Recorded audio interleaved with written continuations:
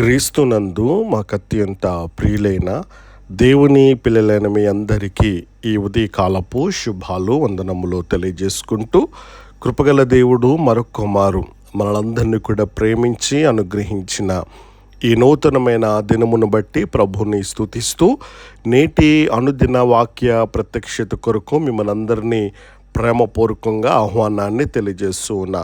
రండి, పరిశుద్ధ గ్రంథమైన బైబిల్ నుండి 34వ సంకీర్తన 18వ చరణంలో దేవుని వాక్యం ఈ రీతిగా సెలవిస్తుంది.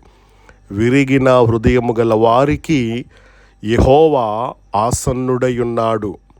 విరిగిన హృదయము గల వారికి యెహోవా ఆసన్నుడై ఉన్నాడు. ప్రభునందు ప్రియా దేవుని బిడ్డలారా, ఈరోజు చాలామంది బయటకు నవ్వుతూ ఉంటారు, కానీ లోపల విరిగిపోయి నలిగిపోయి ఉంటారు. కొంతమంది ఇలా అంటారు, నన్ను ఎవరు అర్థం చేసుకోవడం లేదు, నా బాధ ఎవరికి చెప్పుకోలేకపోతున్నాను, నా ప్రార్థనలకు జవాబు రావడం లేదు, నా జీవితం అంతా కూడా విరిగిపోయింది, నలిగిపోయింది. కానీ ఈరోజు దేవుడు ఒక అద్భుతమైనటువంటి మాట చెబుతున్నాడు. అదేంటో తెలుసా? నీ హృదయం విరిగిపోయిన చోట నేను నీకు దగ్గరగా ఉన్నాను. దేవుని నామమునకు మహిమ కలుగునుగాక.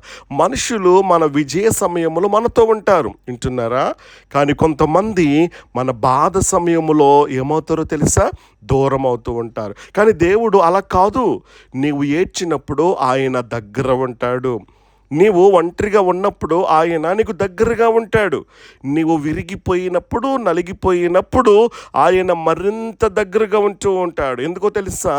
విరిగిన హృదయము గల వారికి యెహోవా ఆసన్నుడు. విరిగిన హృదయాన్ని దేవుడు ఎప్పటికీ కూడా తిరస్కరించడు. గమనిస్తున్నారా?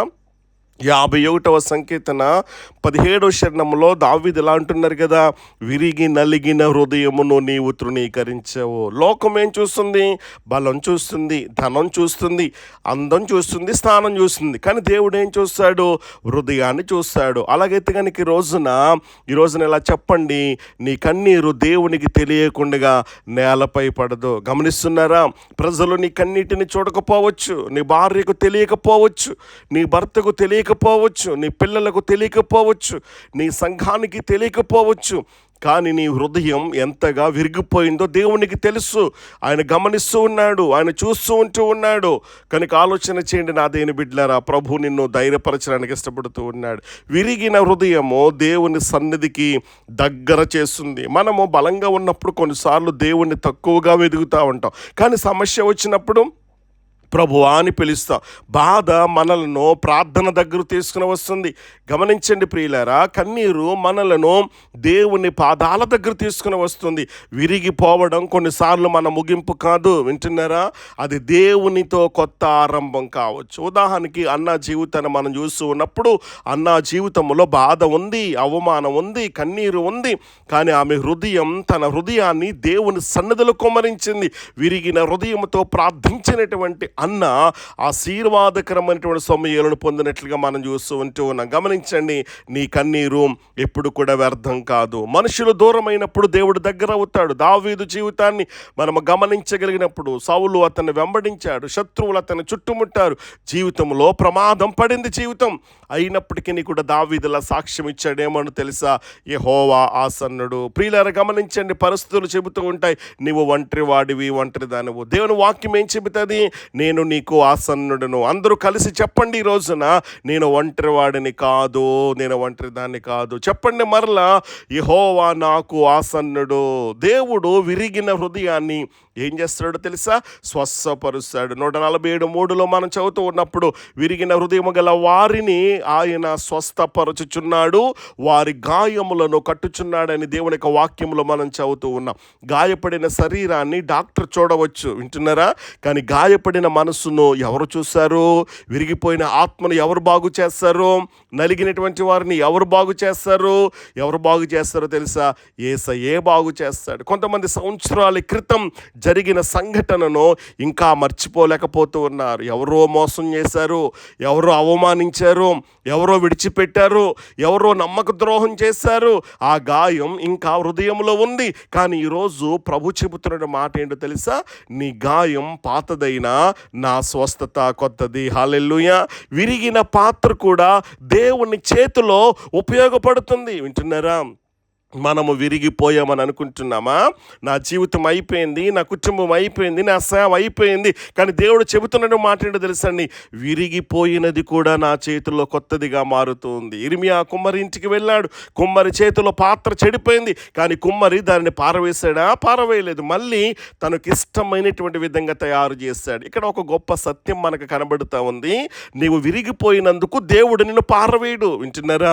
మనుషులు పాత వస్తువును పాడేస్తారు, కానీ దేవుడు విరిగిన జీవితాన్ని తీసుకొని కొత్త సాక్ష్యంగా మార్చగలడు. హల్లెలూయా. అలాగైతే కనుక ఈ దినపెక్క వాగ్దాన ప్రకారంగా ప్రభు మనతో మాట్లాడుతున్నటువంటి మాట ఏంటో తెలుసండి. ఈ రోజున నీవు విరిగిపోయావా? దేవుడు నీకు దగ్గరగా ఉన్నాడు. నీవు కన్నీరు కారుస్తున్నావా? దేవుడు నీ కన్నీరును చూస్తూ ఉన్నాడు. నీవు అందరూ లేకపోతే నేను అందరూ విడిచిపెట్టేశారా, నన్ను అందరూ విడిచిపెట్టేస్తారని అనుకుంటూ ఉన్నావా? దేవుడు చెబుతున్న మాట ఏంటో తెలుసమ్మా, నేను నిన్ను విడువను, నిన్ను ఎడబాయను. నువ్వు బలహీనంగా ఉన్నావని దేవుడు దగ్గరకు రావడానికి సిగ్గుపడద్దు. గమనిస్తున్నారా? విరిగిన హృదయముతరా. ఎందుకో తెలుసా? విరిగిన హృదయము గల వారికి యెహోవా ఎలాగున్నాడు? ఆసన్నుడుగా ఉన్నాడు. దేవుని నామమునకు మహిమ కలుగును గాక. నా బాధను ఎవరికి చెప్పుకోలేకపోతున్నాను అని అనుకుంటూ ఉంటే కనుక ఈరోజు యేసు దగ్గరకు రా. ఆయన నీ దగ్గరకు వచ్చాడు. మనుషుడు నీ హృదయాన్ని బాగు చేయలేకపోవచ్చు, యేసు బాగు చేయగలడు. నీ గుండె విరిగిపోయిందా? యేసు స్వస్థపరుస్తాడు. నీ ఆశ చనిపోయిందా? యేసు నీకు క్రొత్త ఆశనిస్తాడు. నీ జీవితం అయిపోయిందని అనుకుంటూ ఉన్నావా? దేవునితో నీ కథ ఇంకా ముగియలేదు. వింటున్నారా? దేవునితో నీ కథ ఇంకా ముగియలేదు. అద్భుతమైన రీతిలో ప్రభు నీకు సహాయం చేయడానికి ఇష్టపడుతూ ఉంటూ ఉన్నాడు. అద్భుతమైన రీతిలో నీకు నిరీక్షణను ఇవ్వడానికి ఇష్టపడుతూ ఉంటూ ఉన్నాడు. గాయపడినటువంటి హృదయాన్ని స్వస్థపరచడానికి ఇష్టపడుతూ ఉంటూ ఉన్నాడు. ఎందుకో తెలుసా? ఆయన దగ్గరకు వచ్చినటువంటి వారెవ్వరిని కూడా ఆయన విడిచిపెట్టేటువంటి దేవుడు కాదు. కాబట్టి అలాగైతే కనుక ఈ దినపెక్క వాగ్దాన ప్రకారంగా విరిగిన హృదయం గల వారికి యెహోవా ఆసన్నుడు అనేటువంటి వాగ్దానం ప్రతి ఒక్కరి జీవితంలో నెరవేరాలని మనసారా కోరుకుంటూ, ఆ రీతిగా కృపగల దేవుడు ఆశ్చర్యకరమైన రీతిలో మనకు సహాయము చేసి నడిపించి ఆదరించి స్వస్థపరచును గాక. ఆమేన్.